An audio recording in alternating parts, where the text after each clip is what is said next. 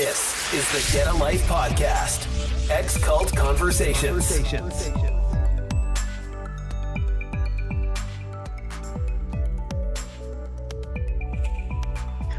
Hello everyone and welcome to today's episode of Get a Life, Ex-cult conversations. Today we'll be talking to Dennis Wragge again. Dennis has been around for many years. He's met a lot of these so-called great men, and I think he has some very interesting memories to share with us. So over to you, Dennis. Tell us some of your experiences with these so-called great men. All right. Well, that's quite an introduction, Richard. But yes, I'll give you my background story first. Yeah. I'm probably third or fourth generation brethren. And I can say I had a very, very good childhood. I was a little disadvantaged. My father had been withdrawn from when I was about 3 years old. And he came back into the meeting when I was about 18. But that didn't hinder the fact that I enjoyed all the benefits of a young person back in the 50s and 60s. And I would say generally it was a fun time. Life centered around going to 3-day meetings, which if you felt like going, you just went. You didn't have to get special invitations or anything at all. You just went. And as a teenager, it was a time when you would go to, as a guy, you go there to meet the girls, and vice versa. And dating was allowed. Went out with lots of different girls, and generally it was fun. I like cars, so I had, and it was quite common in those days to have sports cars. Yeah, I had an MG, and then I had a Jaguar. Good British cars. British cars, and my cousin had a Corvette. Other cousin had a fancy Pontiac convertible, and Bruce Hill had an Austin Healey, and Don Hardwick had an Austin Healey, and Bob Smith had an Austin Healey, and we just had fun. We just had fun. And anyway, and we were allowed to travel when we wanted. An interesting little story would be that I had two sisters that were older than I am. And my sister Grace, she was very good. Both sisters were good friends of Consuela Taylor. And my sister Grace went on what was common in those days to a tour of the UK and in Europe. She and Consi went off together and had their fun. My sister Grace met an older brother, and she very quickly got married to him and moved to Scotland. And Consuela, she met a young Australian guy called Bruce Hales. On the same trip. So they both met older guys, and Consi went off to Australia, and the rest is history. Interesting. So that was all interesting, and it was just generally an enjoyable time. I would say it was the brethren were a very good group. Perhaps strict by some people's standards, but I look back at it with a time of great fondness. And I married, I don't hold me to figures because I'm terrible on dates. I'd have to get married here to give you the proper dates, but I think I was probably 23, and I married Martha Pittman, George Pittman's daughter, and I think she was 17 when we got married. I think maybe as they say, don't hold me to dates because I'm bad. And we shortly started to have kids, had 5 kids, and had a really, really happy family. And we threw ourselves wholeheartedly into just, we gave totally of our time, our money, our our finances, our affections, our everything. We threw into the meeting.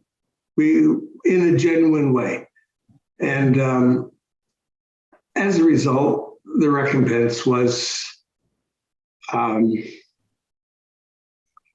got to go to the Levitical meetings. Remember Levitical meetings? Yes. Yeah. I don't know how many years I went consecutively to those, and so I was kind of, I was nowhere near a big time brother, but I was a guy that was around. You had some access to the inner circle. So Exactly. Yes. And it was well, and in the course of it, I met these great men. Yes. You ever met them? Yeah. And I've heard that the brethren are supposed to be examining the lifestyle of these great men. Mm. And I've exactly. I've seen a little bit of it. So I'm guessing that would start with James Taylor Jr., would it? Yes, it would. Actually, when I was a kid, went to the big meetings in North America were the Rochester meetings. And as a kid, we were going to Rochester meetings, and I was told, look out for Mr. Taylor. That was JT Sr. He was this little speck in the distance up in the platform. So all I can say is I've seen JT Sr. Yeah. That's all. But I had a fair bit to do with JT Jr. Yes. He knew me, by name, and I was in the same home as him dozens of times. I had meals with him maybe half a dozen times, and I was even in his house once with a private little meeting with him. Yep. So that's how I know JT Jr. So I think you mentioned that something about wiretapping. Is that a story about JT Jr. or? Yes, it is. Yeah. This pure man broke the law. Right. All right. The story is the brethren in Barbados were concerned about a young wife, actually, who was causing them trouble, but they couldn't pin anything on her. So they went to Mr. Taylor and said, we think she's contacting people outside, which is terrible sin, but we can't pin it on her and she denies it. Yeah. He said, well, stick a wiretap on the telephone line. This is long before cell phones. This was wires. And they said, well, Mr. Taylor, it's illegal. Yeah. He says, his response, I heard all this from Lyle Entage. Yes. A local brother in Barbados. Yeah. And they said, well, that's illegal. He said, so what? I see. That goes back a long way. Yeah. So it goes back a long way. And so Lyle was telling me the story about, it was Ben Corbin, not Bertie. It was Ben Corbin. Had to shinny up a telephone pole. And he was at the top of the telephone pole, snipping wires and connecting. I don't know how you wiretap, but he was doing it. And I'll show you one day. Don't admit it. Anyway, it was. And so anyway, Lau was at the bottom of the pole, and he saw the van from the local telephone company coming up the street slowly. They're examining, trying to look up the poles, what's going on. So he hauled it up to Ben. Get down quick! Yeah. So Ben, slid down the pole and he hid in the bushes while the telephone truck went past. So they didn't get caught. But the sister did get caught. Yeah. She was in contact with somebody outside, so she got kicked out, and that was the end of that marriage, and that was it. Wow. No problem about breaking the law. Mm. Well, sadly, I don't find it hard to believe, you know. But yeah, it's surprising it went back that far. Yeah, I mean, it I is. thought it was a fairly recent thing, but No, this would be back in the early 60s, 1960s, probably 62. Yeah. I would think. Yeah. And because a couple of years later in Toronto, there was a struggle between two brothers, political struggle for who's going to be the top union in the city. Yeah. And it was between Roy Devenish and Jack Hagee. Yeah. Anyway, somebody got the goods. Jack Hagee was being crooked, doing something bad in his business.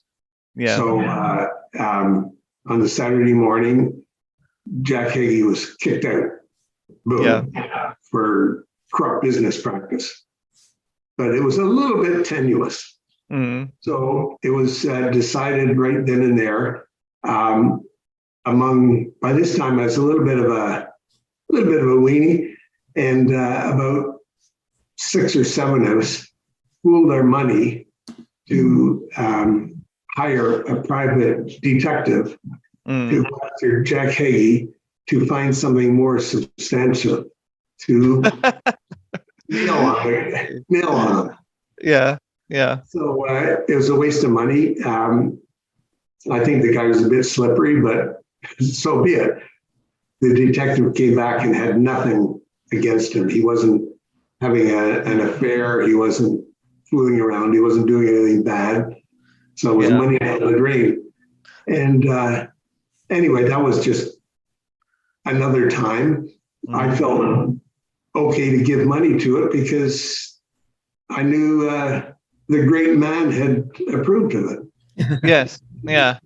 So it was a case of withdraw from him first and then find a reason to later, more or less. Yes. Yeah, it was. And it's a system where if the great man says it's okay, you don't have to have a moral conscience about anything. Yeah. Oh, exactly. Yeah, absolutely. You do it with impunity. Yeah. So anyway, have you ever heard of the vindictive line? Rhyme? No. Line. Oh, yeah, the line. Yeah, about the Hales brothers. Well, yeah. What actually happened was in the end of 1965, about October. Yeah. JTJr came down really hard on that whole system, and he called it the commercial line. He called it the hard line, and he was really, really, really tough on it. And he encouraged every local meeting to purge out the bad stuff. Yes. Now, John Hales, Bruce Hales, and Alan Gadsden in Australia were all kicked out. In North America, Roy Devenish, the guy we just mentioned, and a guy, I think out in Vancouver also, got booted out. I'm not sure about England. I think there was maybe a few in England too, but they were all booted out. And then the underlings then had to, every Tuesday night, confess their sins. Yeah. Their involvement. And somebody of this little group that had contributed to the detective thing, where somebody squealed. Right? And we had to go out on the Tuesday night and humbly confess that we had contributed to this wickedness of hiring a detective. Yeah. It was brutal. Yeah. And we had little kids at the time, and my wife was out that night on the Tuesday night, and I was still at home. So she came home and says, "Whoa, you got a big, you're a pretty deep cat guy here for next week. And it was brutal. It was the closest I came to really getting booted out, because people were so irate around Toronto that such a thing had been done. Yes. Yeah. But of course, you couldn't say, well, actually, we were told to do it by the next layer up, because then you'd have been in even worse trouble. Well, actually, it wasn't even passed by JTJr. I don't want to pin that on him. It was just done, and I was free to participate because, like the guys in the Nuremberg trials, if Hitler said to do it, you're free. Yeah. You didn't have to worry about your conscience. Yes. And it's exactly the same philosophy of any dictatorial system. It was, in hindsight, it was bad. The leaders were the example. So if you were doing what they were doing, then that was fine. That was the only moral standard you had. Exactly. Yeah. Huh. And then that was 1965, and I don't know how. I understand nowadays they're trying to overthrow the fact that JTJr was so against it, but I can tell you he was big time. Yes. And then skip on to 1970. You want to hear my experience of 70? Yeah, go ahead. Yeah, well, there's Mr. Jim was I was totally in love with Mr. Jim. Yeah. Okay. I'm saying that. And he was very, very charismatic, and yet I was in awe of the man too. It was combined with fear. Anyway, I got a phone call saying that Sam McCallum had turned against our beloved. Yes. Yeah. I couldn't believe it.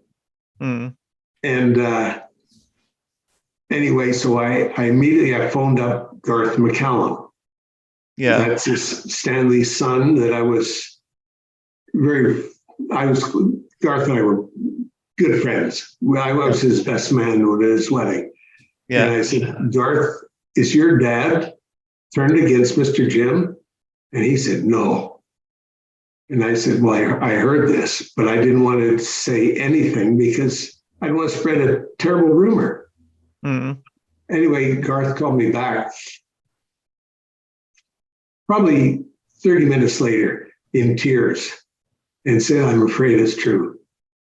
And it was turmoil. Like it was totally throwing our life upside down. It was an awful experience. And then my older sister, not the one that went with Concy on the trip, but the older sister, I have two sisters, she had married Roger Parker. Yes, the son of Buffton Parker, who was probably the number 2 man in New York City. Yes. And anyway, Roger phoned me up one night, I don't know when it was, and said, Mr. Taylor had phoned up his Buffton Parker and had withdrawn from him over the telephone. Yes. Like that. Boom, cut him off.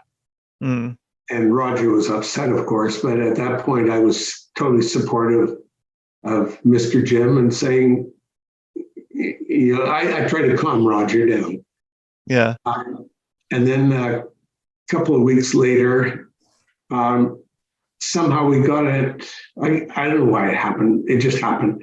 Got in our heads to put the kids in the car, and my wife and I, we drove to New York City. Yeah. And to stay with Roger and Audrey, and went out to the meeting on Saturday morning, and it just at Nostrand Avenue. And as the meeting started, Billy Peterson picked up the microphone and said, there's new information has come to light about Mr. Taylor.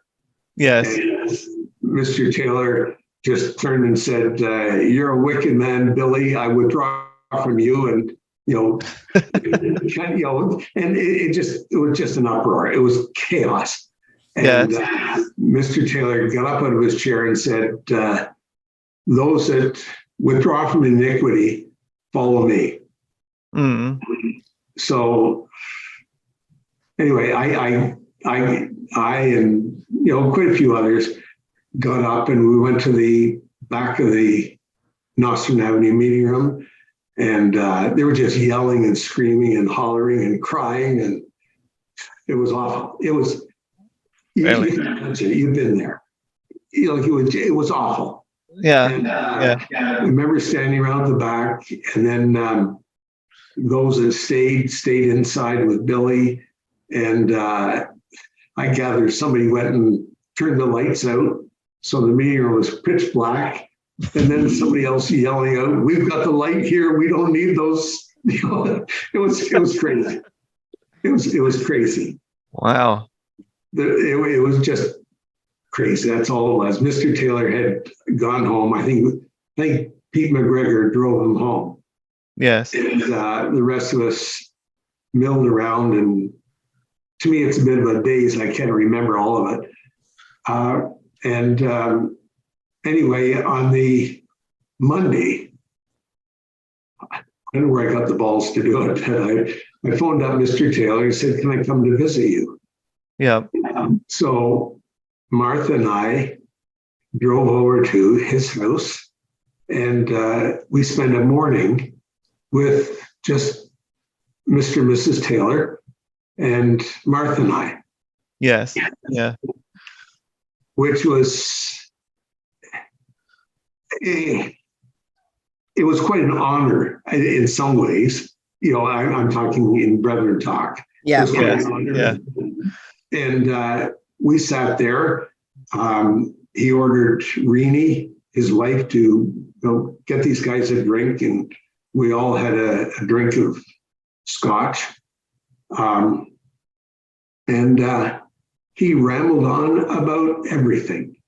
Yeah. He just rambled on. And I say I've been at meals with him. He was the most entertaining guy to have a meal with. He would just ramble on. His wit was unbelievably. He was super funny. Yeah. And he was that kind of a person, just entertaining to be around. Anyway, this morning, he just talked about people here, there, and everywhere. He made observations that were, in my opinion, quite insightful about people. And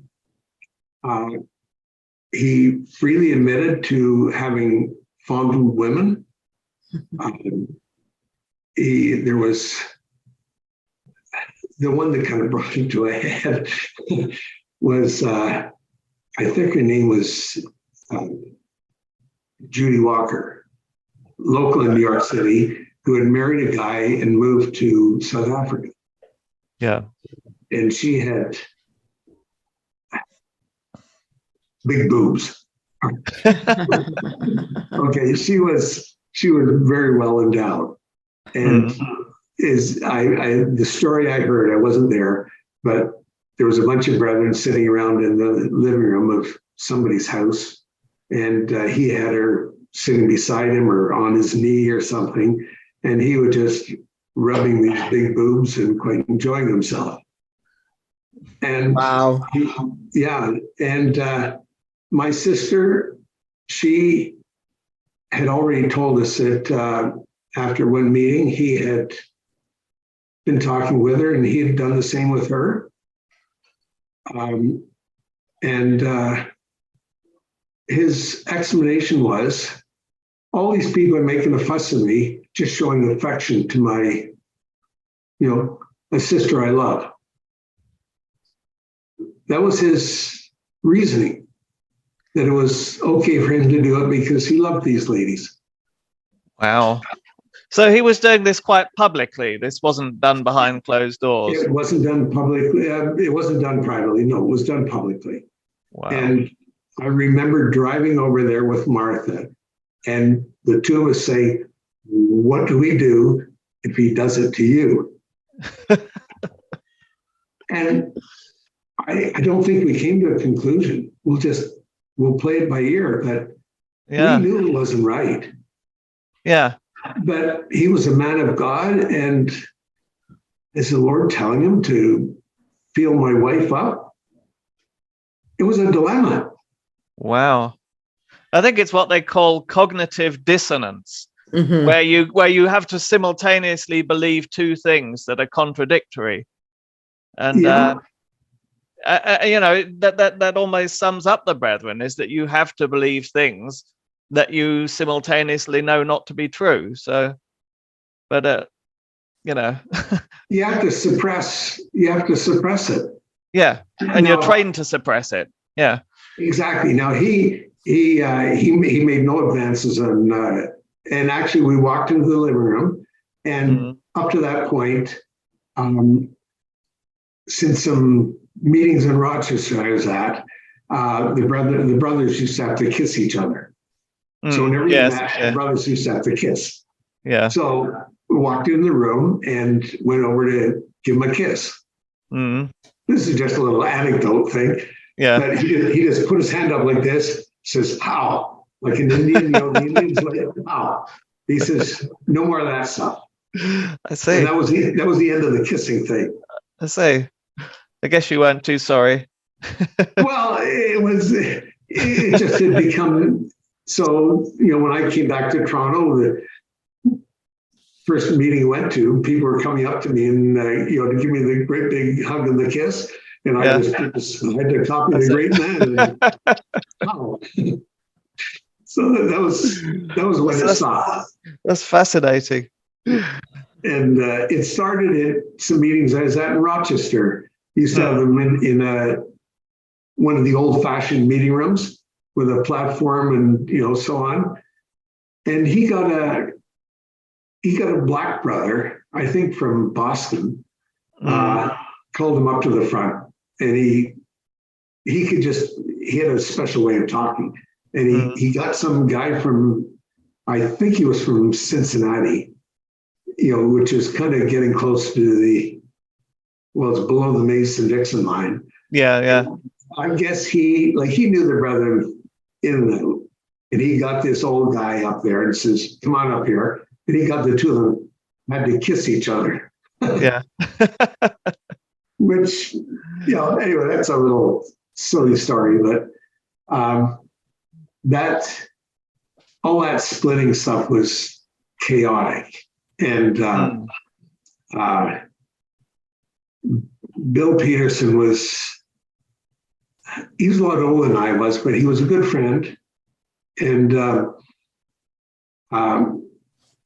others would know better than I would about Mr. Jim as far as personal, like Margaret Peterson. Margaret Wilson, I think it is now, lives in England. Yes, Guy Wilson's wife. Yeah. Yes, that's right. Anyway, Bill used to always come and stay at our house and doing business and whenever he's in Toronto. And anyway, after Aberdeen, he started phoning me 2-3 times a day often. It got to be, at first it was exciting to be on the inn. Yeah. He was like a scorekeeper or a command center. Yeah. And he would come up and say, Percy Moran is holding Indianapolis. It's strong. And but Dean Mills out in Los Angeles, he's wavering. He's weak. We're gonna lose Los Angeles. It was amazing. But Alan Rice, he's holding the UK together. Joe Pollock in Montreal, it's rock solid. And Billy was going on and on, like every sort of like election night on the television. Totally. And then it was kind of, at the beginning it was fun, but after a while it got a little bit like, come on. But then he was the one that finally turned on his Uncle Jim and said, we found out more stuff about him and we got to deal with it. Yeah. So anyway, those are silly little stories about these great men. Yes. You mentioned something about smear campaign against Stanley McCallum. Oh, that was nasty. Yeah. That was downright. Anyway, after Aberdeen, suddenly out of the blue,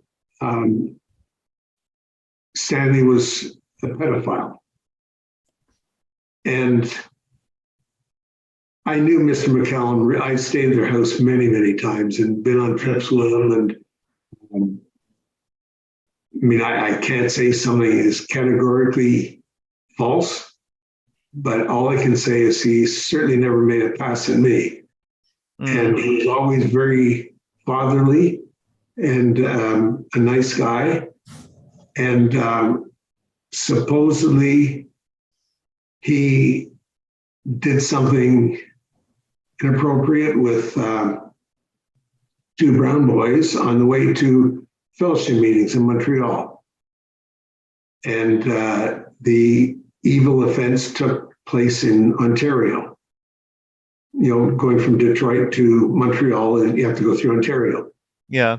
And so anyway, I got a call from John McCallum, who had been out of fellowship for many years, be Garth's little bit older brother.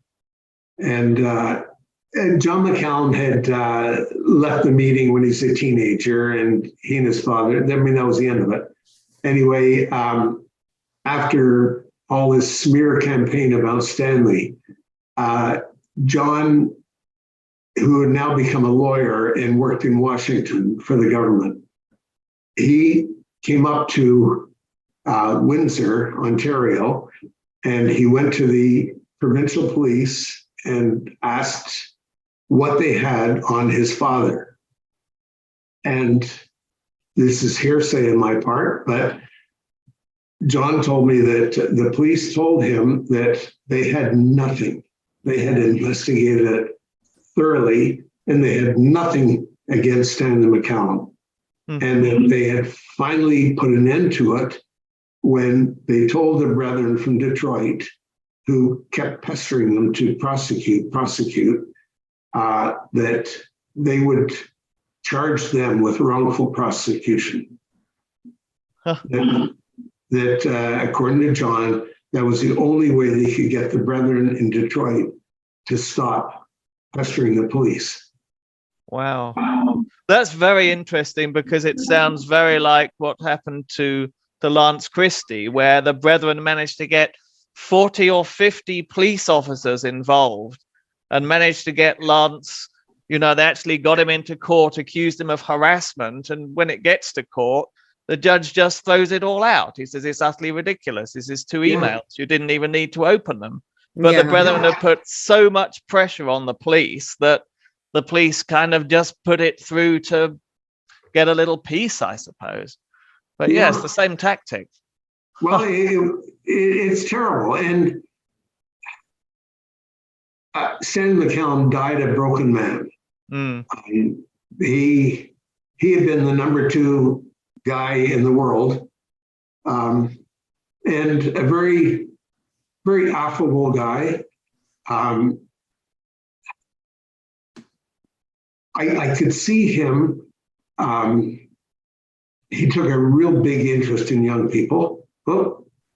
That's okay. I'm just going to show a picture of how close Stanley McCallum and JTJr were. Yeah. There he is. Sure. Yeah.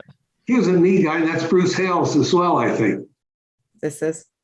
I think that's Bruce Hales. Bruce Hales Sr., yeah, I think it is. Yeah. And no, that's I know him really well. Yeah. And okay, that was neat, Cheryl. Wow, you're a bit computer literate. No. That was bad luck that time. Yeah. Wow. Anyway, that's a story with him. He's gone, and I would until somebody proves otherwise, I would hold him in high esteem. He was very, very kind to me. We heard a very interesting story about him that'll actually be on our Aberdeen podcast, which I think will come out before this one. And that is that Garth McCallum got a phone call from John Hales when they were revising the hymn book, and John Hales was talking about putting some of Stanley McCallum's hymns back in the hymn book. Yeah. Now they didn't actually do that, but that suggested that John Hales knew that he was innocent, because he certainly wouldn't have proposed putting his hymns back in the book if it hadn't been so. Yeah, Bradley told me that. Yeah, that's amazing. That's amazing.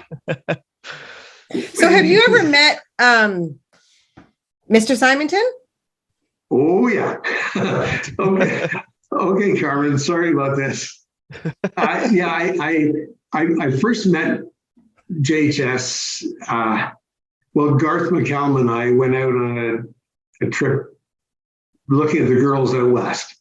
And we ended up in Nitchie, and Garth met Dorothy, his wife was from St. Vincent. But anyway, on the trip, I think we stayed, Carmen, it was your great-great-grandfather, Lyle? Yep. Okay. Lyle and Ida. Yes, okay. Yeah. Well, Garth and I stayed at their house, and he was quite a character. But yeah.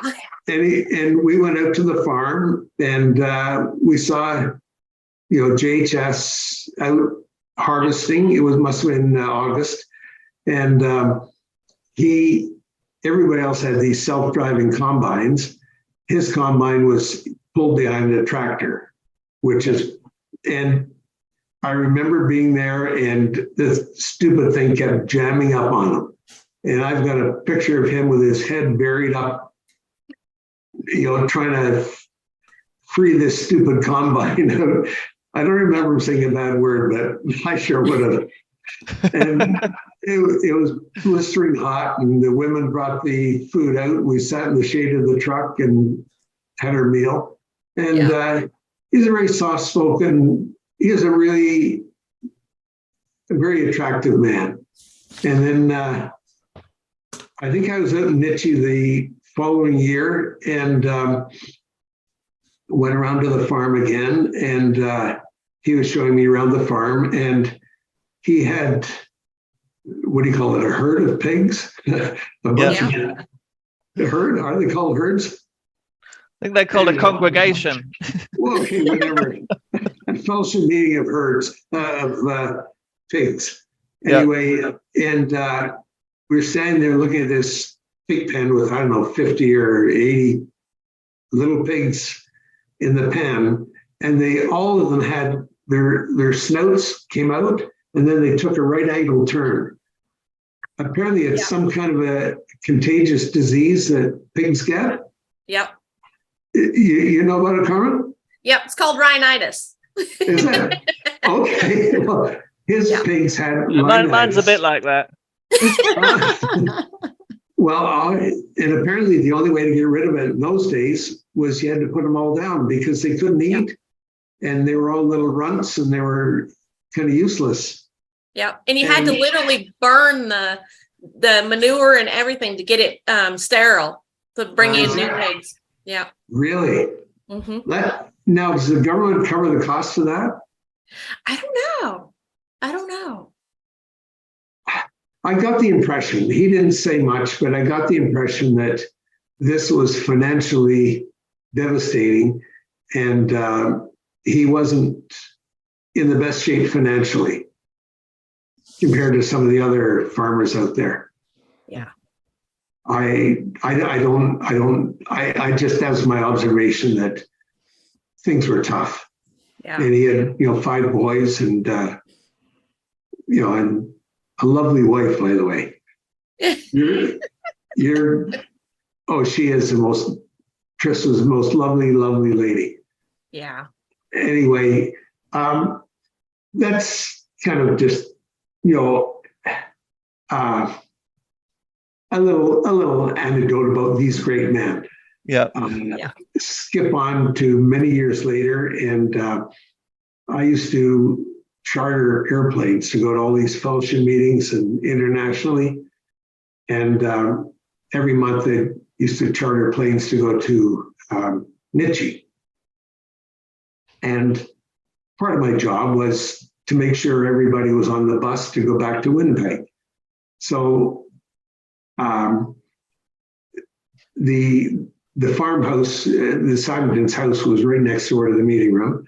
And so I used to, as time was getting late and the buses were still waiting, I would go in there to stand in the back stairs to see if anybody from our group was still in consulting with Mr. Simonton. Yeah. And he was a very different man.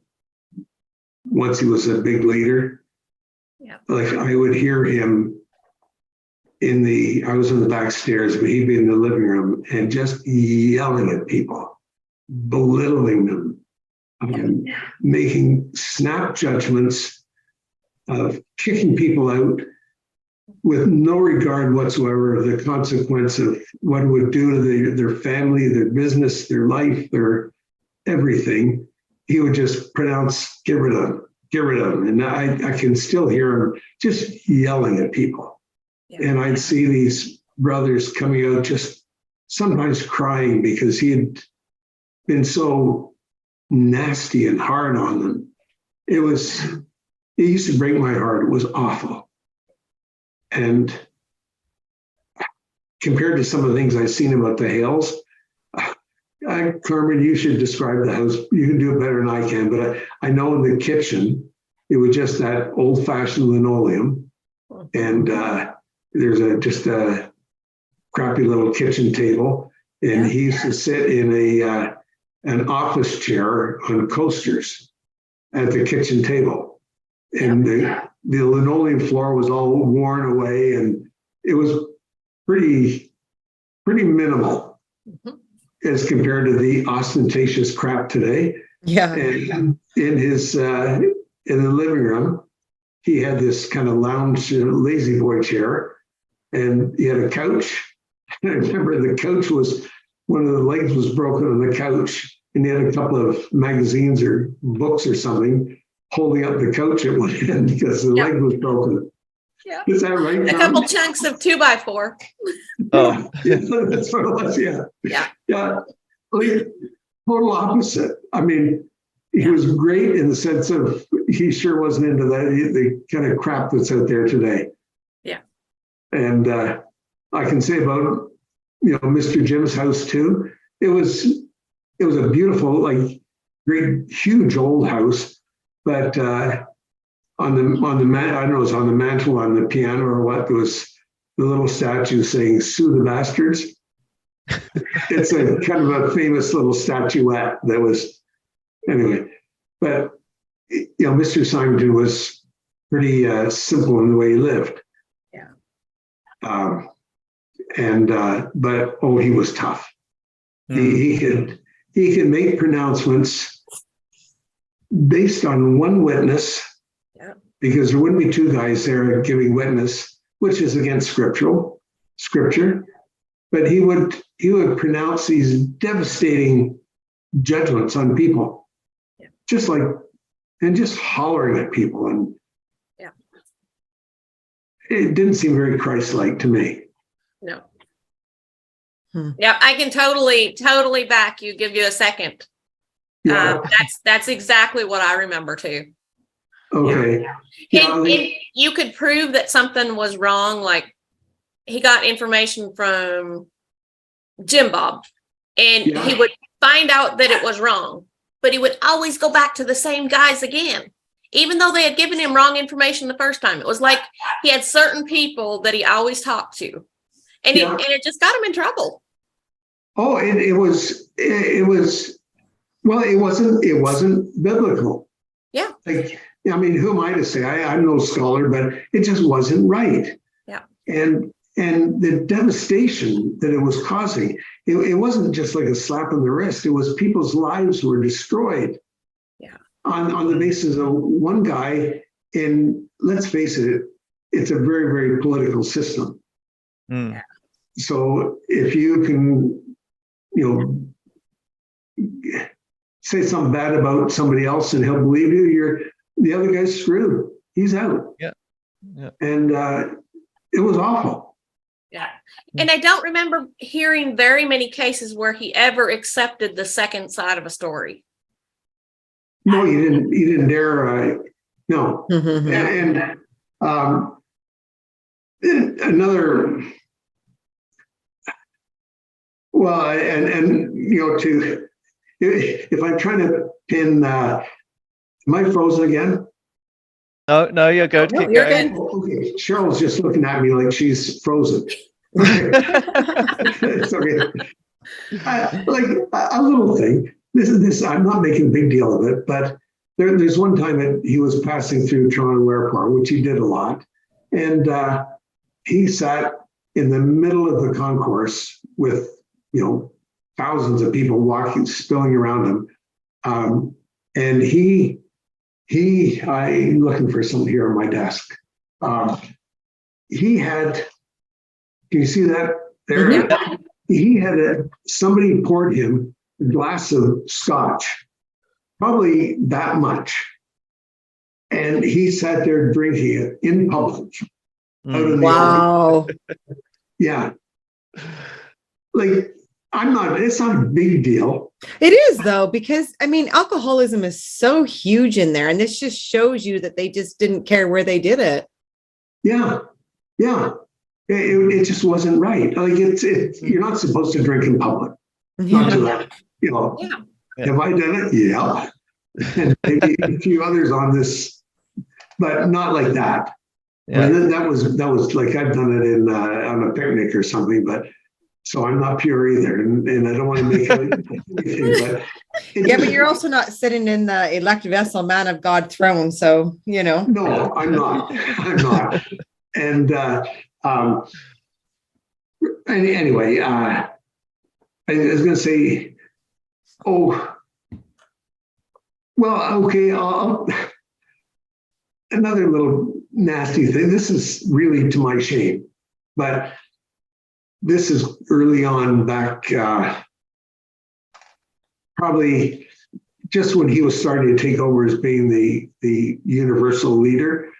I was involved in a case of a husband had been withdrawn from, and I was, helping the wife a little bit.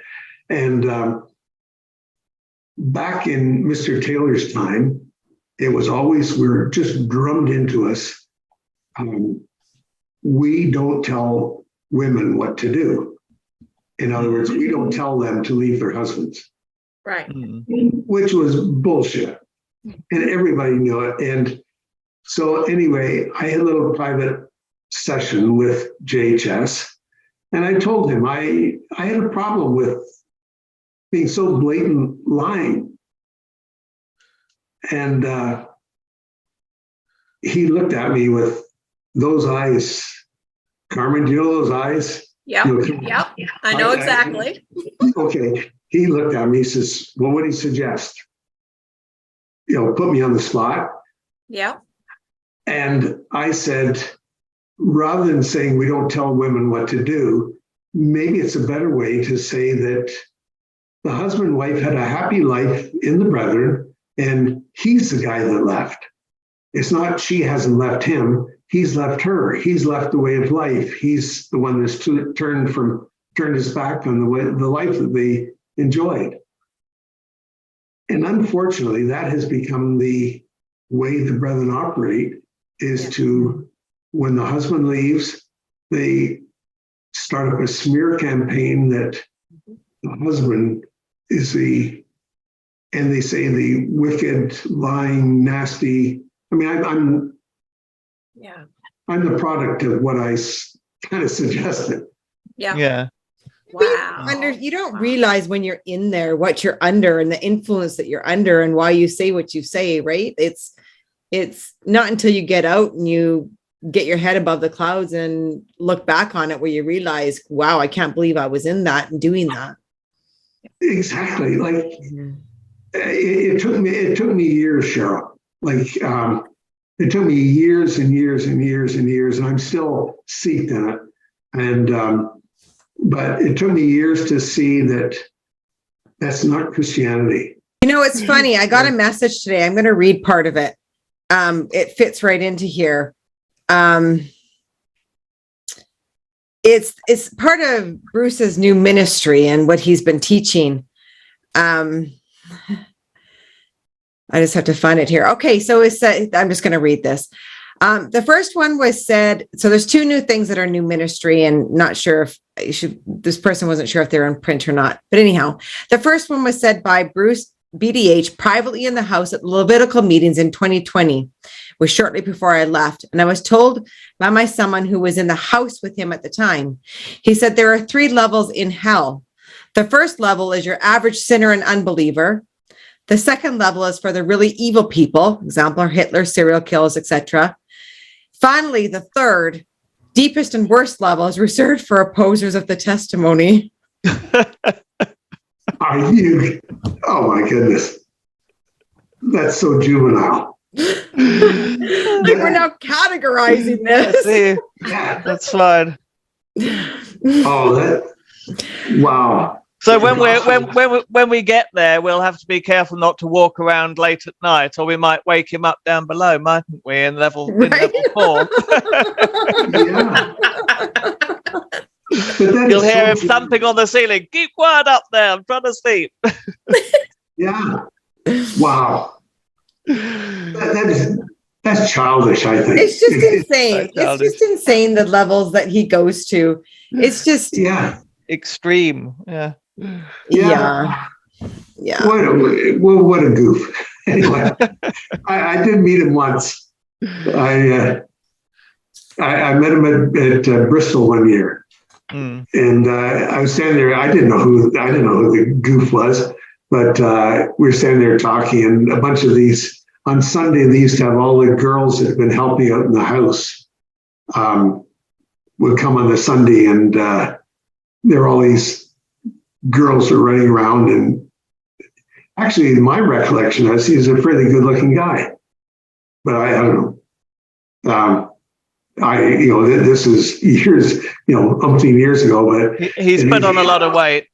Yeah. And anyway, these silly little girls all came up and, what's your name? And I said my name, and they couldn't care less. And then, what's your name? Bruce Hales.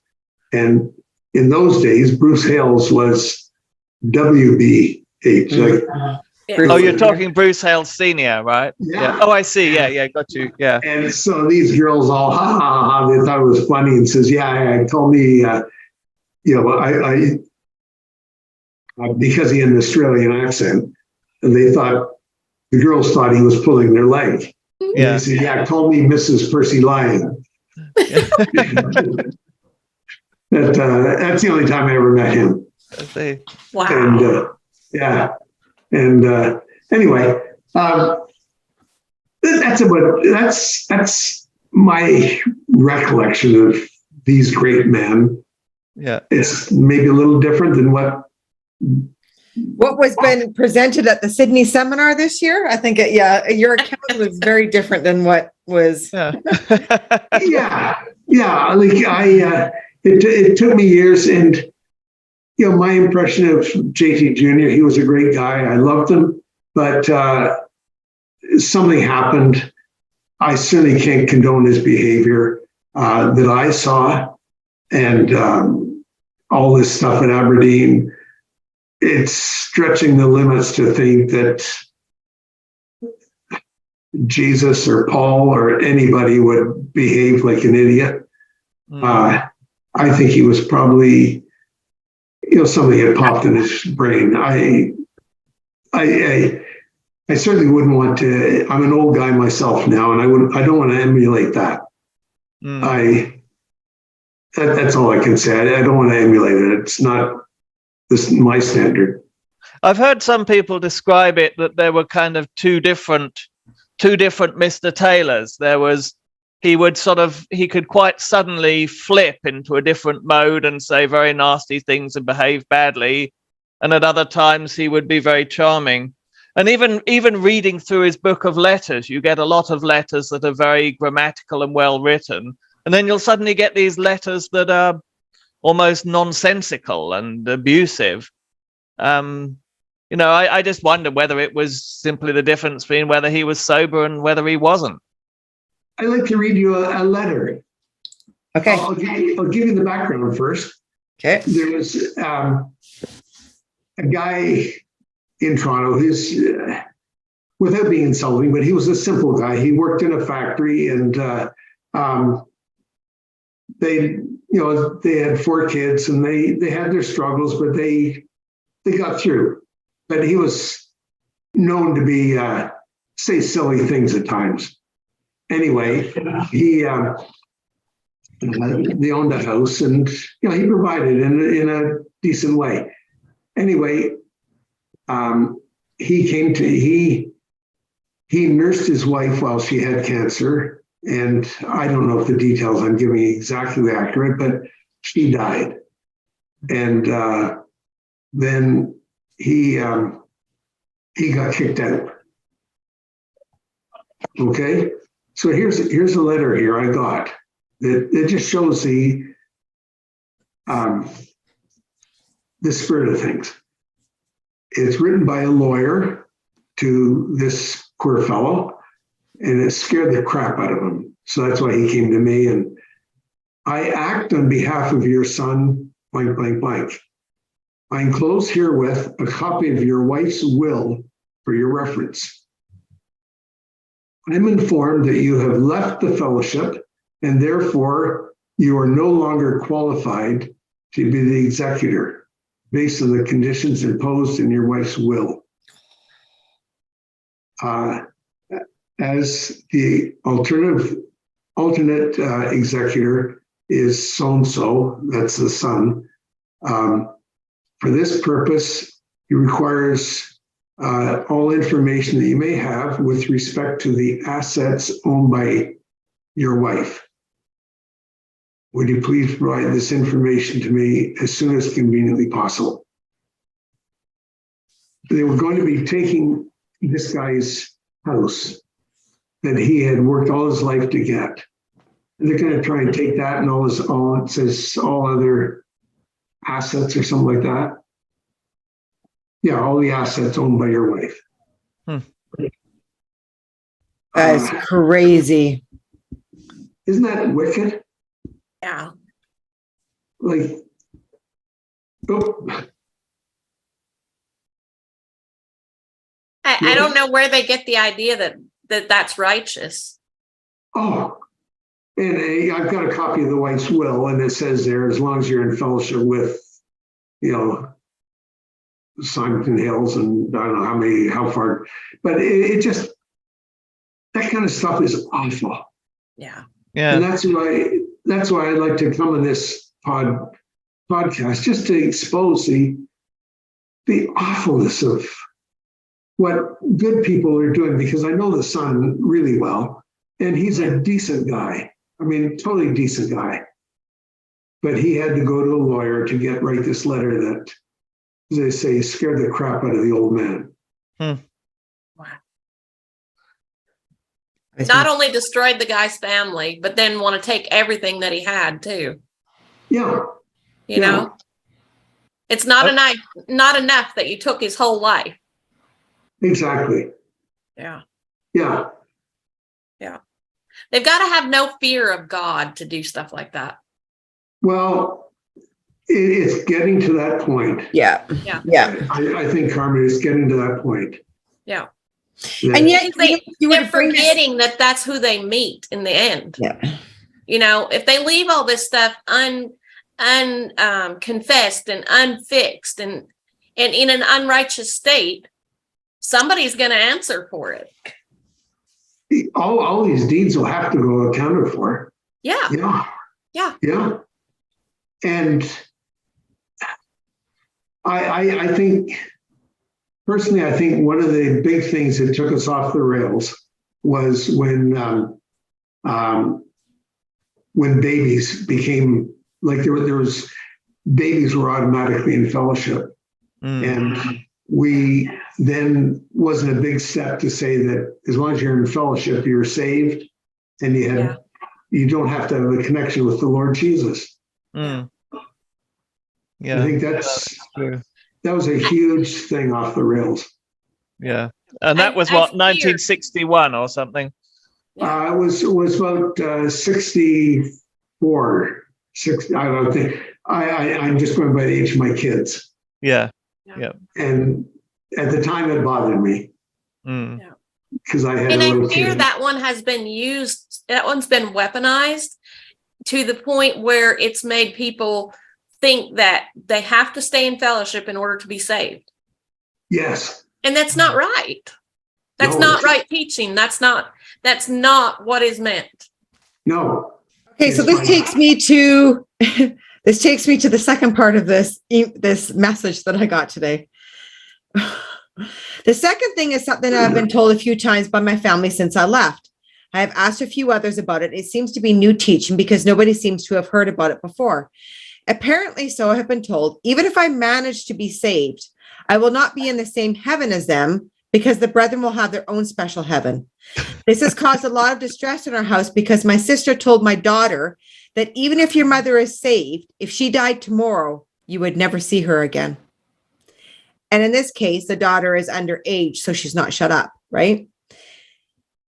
Like, it's like, they're telling this to little kids.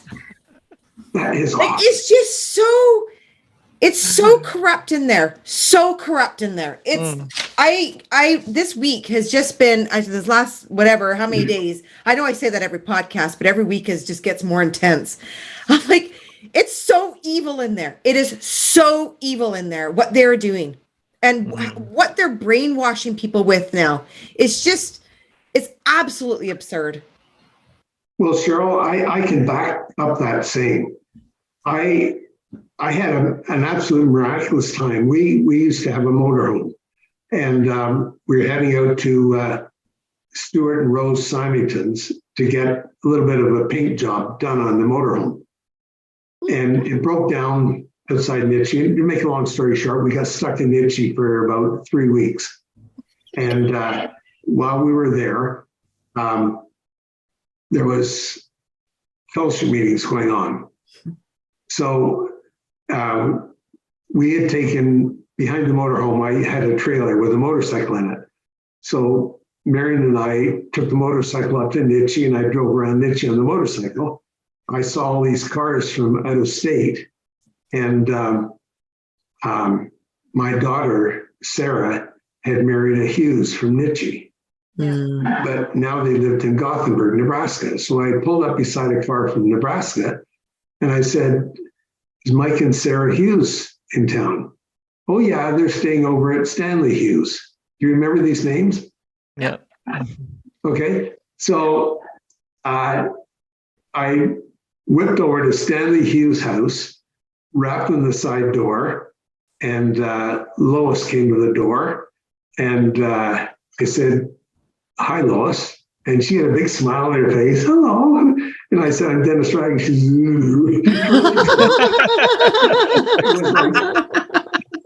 and I said, "From here, may I see, I'd like to see Sarah." "Oh, she doesn't want to speak to you. You're out." I said, "Well, no. I still would like to hear that from," anyway, the upshot of it was, Sarah came to the door and she said, "Hi, Dad." And she said, "This is amazing that my oldest daughter, Kathy, who lives in Barbados, was there for supper that night." Wow. Does that give you the goosebumps? Wow. From Barbados. So that Kathy and her husband and Kathy's 2 daughters and Sarah and her family were all there. So they all came out in the side yard, and some other people were staying there. I don't know who they were. So there's about 25 or so people all in a semicircle around, and Stanley Hughes. Do you remember Stanley? Yeah. Okay. Well, yeah, of course, Carmen, you would. Anyway, Stanley was there, and he very solemnly said, Dennis, we'd love to see you recovered. And you've got to realize that there's a special place for you among the saints at the rapture. And he kept going on about this special place if I happened to be recovered in time before the rapture. And I just turned to Stanley. I said, Stanley, I'm here to see my daughters and their family, but I just can't let that stand. That is not doctrinally right. You've got all these young people here. That is not the truth of Scripture. It's by grace you're saved, and that not of yourself. It's by grace alone, and that no one can boast. It's not a matter of position. It's who you believe in, who you trust. Oh no! And anyway, he was strong on it that there was a special place for me if I was in the brethren who have a special place in heaven. And I was talking to Jimmy Design afterwards, who used to take 3-day meetings. I understand. Yeah. And Jimmy said, yeah, he used to teach that in the brethren. That's their teaching. Like, this is. Yeah. It's as if heaven isn't good enough for them. They have to invent a special place in heaven just to make it even better. Yeah. Talk about icing on the cake. It's so evil, though. I mean, yeah.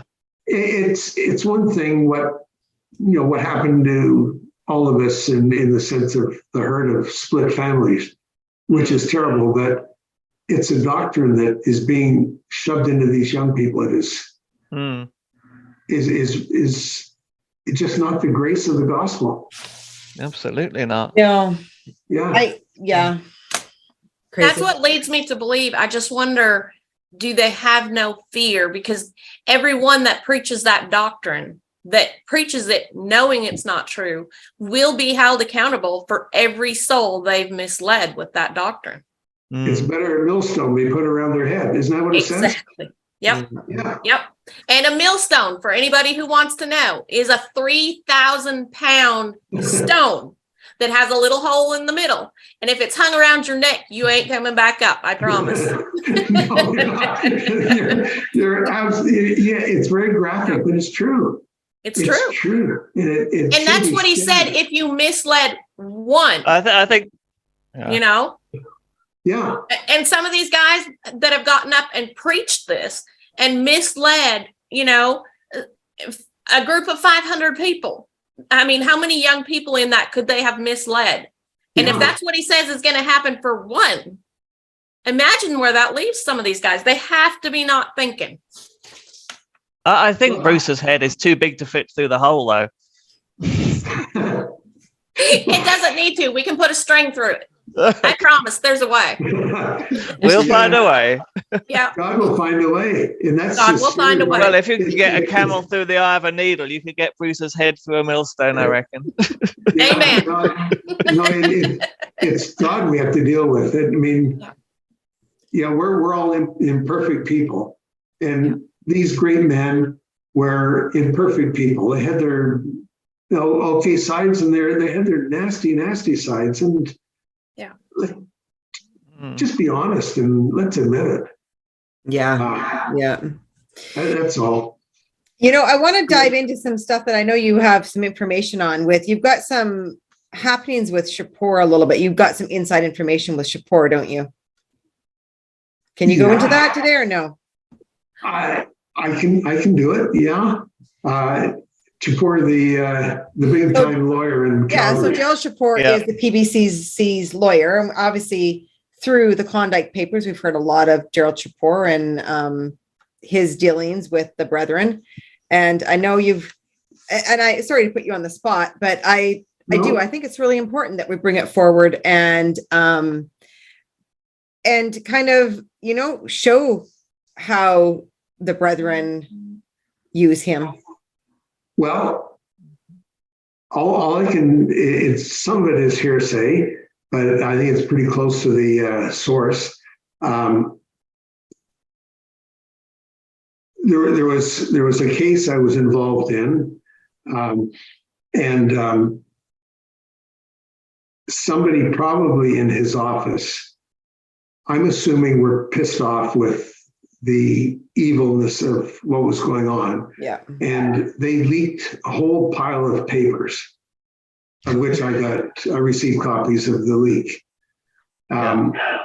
Within probably 30 minutes of them, being released. And I'm assuming, and I don't even know this for a fact, but I'm assuming that there was an NDA, non-disclosure agreement, with the person that they ended up with. Yeah. But that was signed a long time after I had seen them. So I didn't sign an NDA. Yeah. And the person that signed it in good faith, whether he, anyway.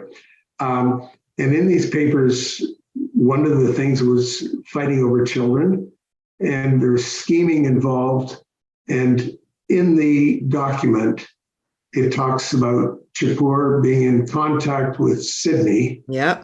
Doesn't say who, just says Sydney, to scheme to get the children. It was a custody case.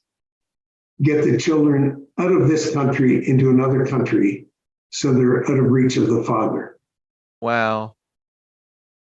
And this would have been in what sort of year, roughly? Would this have been after 2000? Yeah, this would be probably 10 years ago. Okay, so this is in Bruce Hale's time. Oh, yes. Yeah, definitely. Yeah, and I would say at the most 10 years. And what has happened is there was a huge lot of court battles, and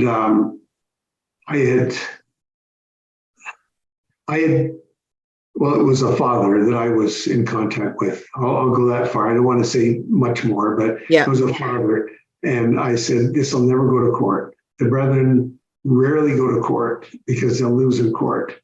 But what they do is they bleed you dry as much as they can. Yeah. I had a court case with them.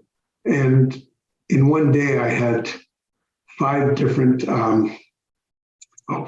motions, they're called, where you submit papers and then they file a motion objecting to a word in the papers I filed. And they might then file another motion the next day. And every time there's a motion, is $5,000. Yes. And it was just motion after motion after motion after motion after motion. And fortunately, in my case, the judge saw what was going on, and he assigned both parties to go into judges' chambers, got another judge to do it, who tried to mediate the settlement. And we came to a settlement, and in the judges' chambers, we were there all day, fighting back and forth with, there was 2 lawyers and Martha and myself. And we came to an agreement. And then the next morning, we were there to sign the papers in front of the judge, and Martha said, I can't sign. She had obviously got counsel. Yeah. That's a word they use. Yeah. And I'll tell you, the judge literally exploded. Literally exploded. So they did sign the papers, agreeing that I had one boy with me and one boy was with Martha, and that the boys would alternate back and forth. What they did, they stalled, and then they used that time to totally poison Neil. Yeah. And so he would send me, rather than him showing up at my house, another brother would show up at my house with a note from Neil written on toilet paper saying, with a little drawing, you're a pig, your house stinks, you're wicked, you're evil, I'm not coming. And if you saw the podcast, you heard Neil on the podcast being just awful. Yeah, for their viewers and listeners, Neil's your son, right? Neil is my youngest son. Yeah, Yes. and so there's a documentary out called Breaking Brethren. I'll attach the link to it underneath this podcast for those that are wanting to know more about Dennis's story, personal story. I will attach it to the description of the podcast. Yeah. Okay. Anyway, there's a tape in there of Neil just being super rude and nasty, but he and I are like, he's had a rough life, but he's I'm so proud of him. He's a great guy now. Yeah, he came back to you in the end. Oh, he ran away from the group, and anyway, I'm very proud of my boys. That's awesome. Yeah. And so anyway,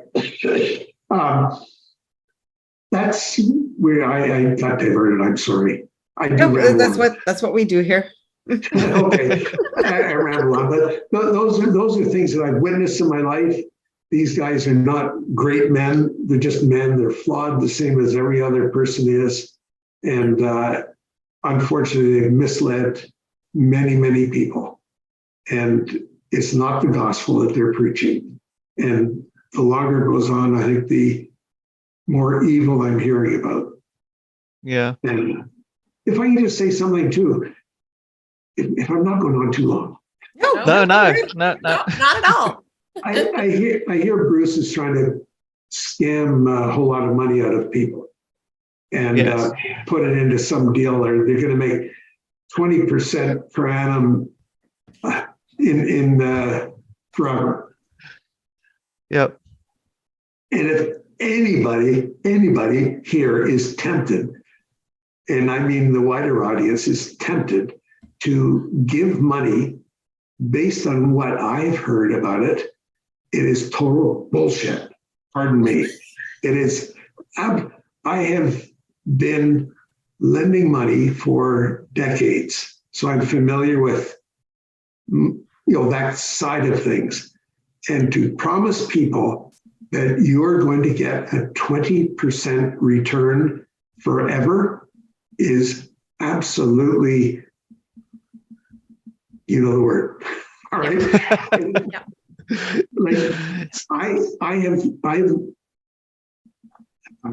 been in the business probably for 30 years. I dabbled in it, and then I got serious in it about 10 years ago. But I have sometimes, when I'm making outwardly risky loans, I have made 20%. But to think that you're going to be able to put out $500 million at 20% is absolutely ridiculous. There's no such thing in this big wide world. And I just know that because I put out a piddly little amount, and it's a full-time job putting out a piddly little amount. To keep track of putting out 500 million would be horrendous. You need an army of staff to run it. And then to net out at 20% is impossible. Yeah, it just shows how delusional they get, right? Like their ideas become just more delusional and more delusional to the point where it's just they're not even thinking straight. And for a company to pay 20%, that company is in very, very risky, shaky ground. Mm. So you're going to lose big time if you loan your money to shaky businesses. So I've thought about it a bit. The only way you're going to do it is maybe you're going to loan out. It's a non-arm's length transaction. You're going to lend it out to a company that is profitable and can afford to pay the 20%. And it's a way of getting around paying taxes. And it's a totally crooked, illegal scam. Wow. In other words, Richard, I'll loan you $1 million. Thank you. You pay me back 100,000, but you deduct that because it's a charity. Right. And then we're avoiding taxes, and you get the write-off because you are now it's a legitimate business expense that you're paying the money, and it is a total scam. It's very interesting because they specifically said, firstly, they actually got Bruce Hales in person. They played a whole long recording of him saying how wonderful this scheme was. I mean, that's pretty heavy stuff to get Bruce Hales personally to promote this thing. And then they specifically said they're going to be investing it in the kind of very best brethren businesses. So it's automatically not at arm's length because all the brethren businesses are controlled by the UBT, which is controlled by Bruce Hales. Yeah. So it's very incestuous. It can't possibly be at arm's length. No, he'll get the money, and you little Canadian schmuck that you are, you're going to be left holding the bag because CRA won't allow it. You'll be left paying the taxes that you've evaded in the way of back taxes. That's what I wondered, because they're holding the bag. His money, he's already got the money offshore. Yeah, yeah, yeah. I mean, people they're offering tax receipts, charitable tax receipts, but my feeling is that when it comes unraveled, then CRA is going to be coming after all the donors to pay the taxes because they can't issue a receipt for sending money overseas to that type of investment, as far as I can make out. No, it's a total scam, and anybody that gets involved in it is an absolute fool. And that's all I can say from a businessman's standpoint. They're a fool. Thank you. And you know what happens to money and a fool are soon parted. Yeah. Dennis is our new charity expert. Yeah. No, I'm not. But it's a scam.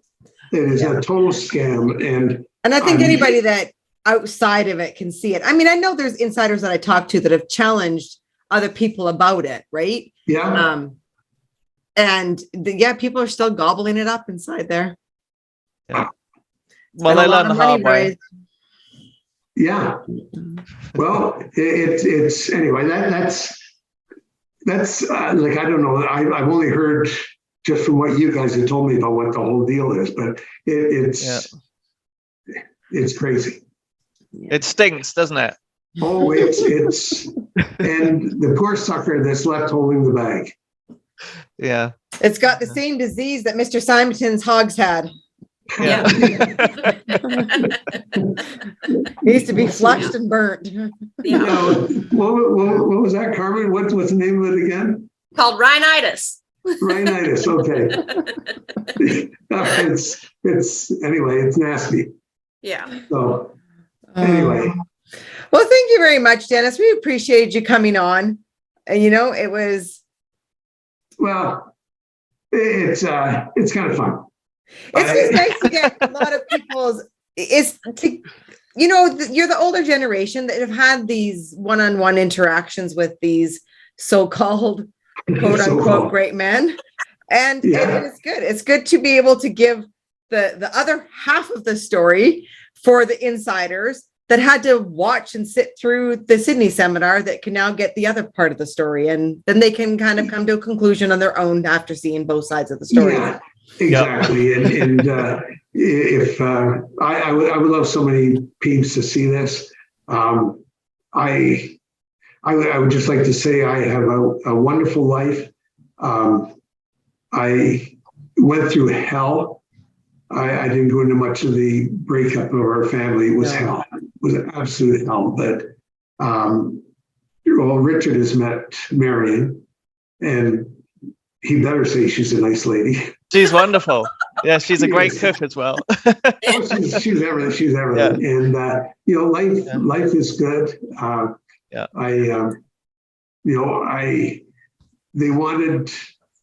I think they wanted all of us to end up in the gutter.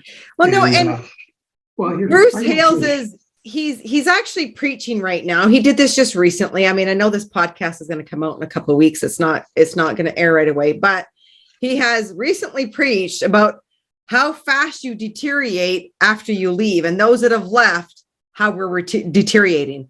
And I just want to reiterate to Bruce that we are nowhere near deteriorating. I do not need no heart surgery. I'm like, to me, I like, by hearing what you're going through, sounds like you are deteriorating in the hell that you've got going on inside there. We're all doing quite fine and we're loving our life. Yep. We're just doing this to hold you accountable.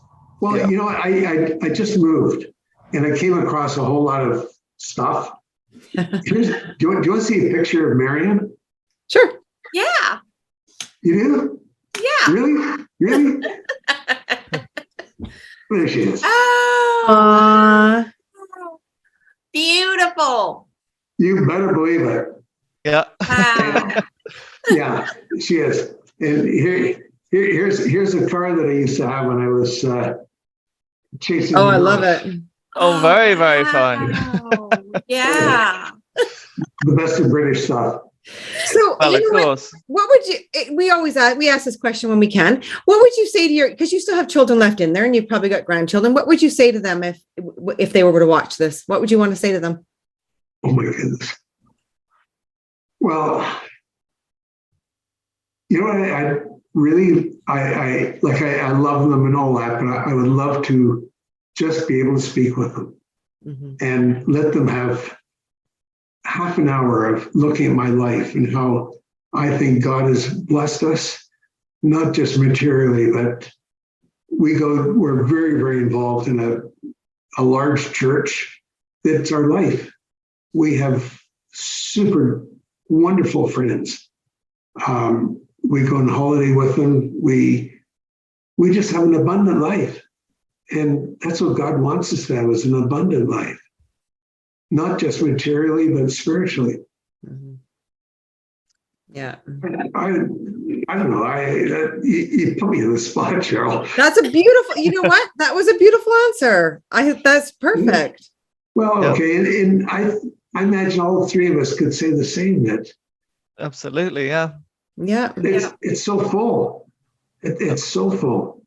You do not We have a peace that we can't describe. Yeah, like you don't deteriorate after you leave. I want to let everybody know inside there that is the farthest thing from the truth. Like if anything else, you gain your life back. You come to life. Years back. Yeah. Absolutely. And it took me probably 9-10 years. Well, I won't go into my life story because it takes too long, but I went for years and years. I was afraid to go into a church. I literally thought the chandelier had fallen on my head. That was the kind of Christianity I had. And you relate to that? I'm going to relate. I thought there would be thunder and lightning for sure. Yeah. Thunder and lightning. Yeah. Okay. All right. Yeah, Carmen, that's exactly it. I was just afraid the chandelier hit me in the head. And so far, it's always missed. I love it. Yeah. Anyway, any chandelier that's dropped, it's not been. He's missed my head anyway. Yeah. And we have a wonderful. We really have a very full life, and we're off to Arizona next week.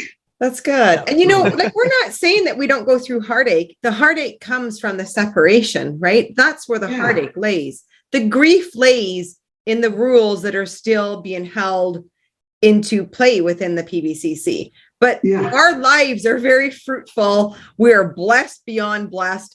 There is, I can't complain. I have a very simple life. And I love it. It's just the grief and the heartache comes from the separation that we have to keep. Exactly. Yeah. And that's a pain that is always there. Yeah. You referred to a lot about your parents. Yeah. What can you say? Well, it's a God-given thing that we have family connections. We should probably wrap this up. I really appreciate it. Thank you so much, Dennis. You're welcome on anytime. You know that. You have a seat at our table whenever you want.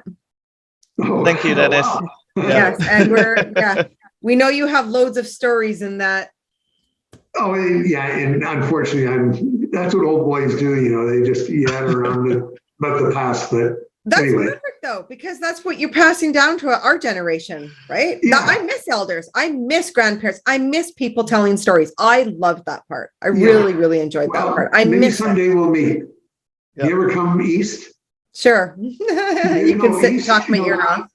No, would you ever come this way? I haven't, no. But Niagara Falls is on my bucket list. Yeah. Oh, that's just around the corner. Exactly. No, for well, Richard knows. He knows the way. But, Yep. Anyway, any of you guys, we'd love to see you. Thank you so much. Okay, Yep. take care. Okay, until next time, everyone. Take care. Much love to everybody. That's great. Bye-bye. We at Get a Life podcast felt the following quote from James Taylor Jr.'s ministry was very important to the Aberdeen story.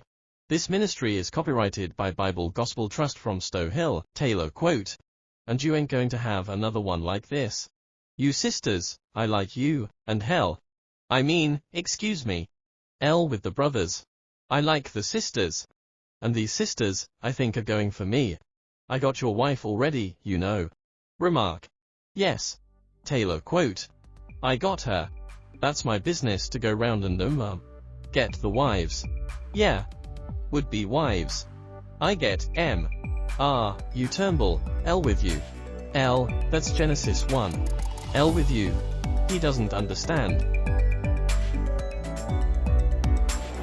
To share your story or be a guest on the show, email info.getalife@proton.me.